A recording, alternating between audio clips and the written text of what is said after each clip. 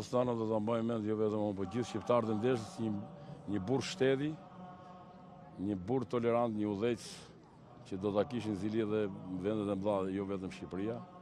Një njeri që kurrë nuk u akmorë, megjithëse me atë u akmorë politika. E djathtë dhe e majta mërë në qendër, e kam thënë edhe në televizionet e juaja të gjithë. Jetën politike nuk e shkatroi vetëm Sali Berisha, që e futin burg, një djalë vetëm, të një nëne. Por edhe bashkëpunëtorët e vetë, Servet Pllumi, Ilir Meta, Namik Dokli, Luana Ajdaraga, Armit Kas.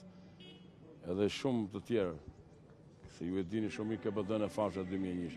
Megjithatë, Fatosnano do mbahet mend nga njerëzit e thjeshtë, për atë që bëri dhe çfarë i bëri Shqipërisë. E mori mas 97-s të rënuar, ja kjo presidencë përballë dhe këtej ku jemi kryeministria s'kishte as karrige as tavolina, shkatruar nga lufta civile. Ky është pra Fatosnano, njeriu që ndoqi parimet e veta për një Shqipëri të demokratizuar dhe tolerante. Ishte ai Fatosnano që e njofti dorëheqjen dhe nuk u kthye më kurrë në politikë. Ishte Fatosnano ai që i mori njerëzit në thonjza nga rruga dhe i bëri ministra. Ishte Fatosnano që ishte ai që këndonte Bidllësat, ai që ishte student i shkëlqyer, ai që ishte me 7 gjutuja. Ai që në arenën ndërkombëtare kishte miq nga Bill Clintoni, Tayyip Erdogan, Aznar, Tony Blair, Berlusconi, miku i madh i atij, se ai është bërë për Ahmet. E Fatosnano ishte ky burr i shtetit. Unë kam pas krenarinë dhe gjithë grupi që kemi punuar me këtë burr.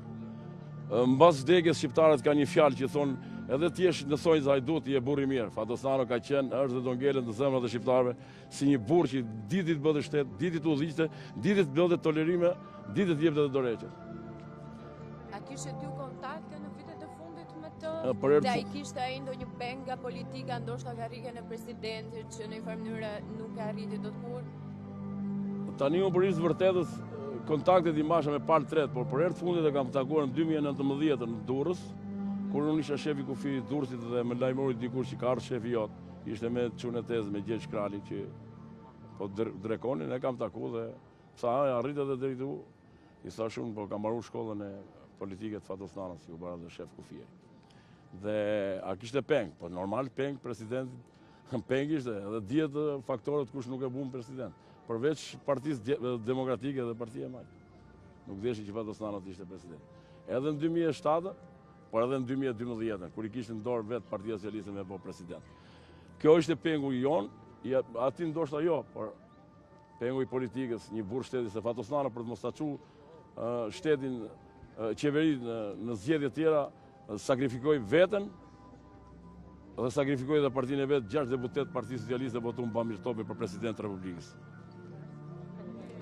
Faleminderit ju dhe ngushëllim e familjes gjithë shqiptarët ndeshëm.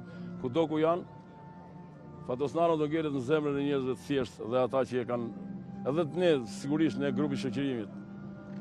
Faleminderit televizionit, faleminderit për përcjelljen shumë korrekte, megjithëse në fillim nuk ishin korrekt për ato lajmet të pavërteta që vdiq. Ai normalisht vdekje klinike kishte, po jo, njeriu ja ka dhënë Zoti dhe Zoti ja merr jetën.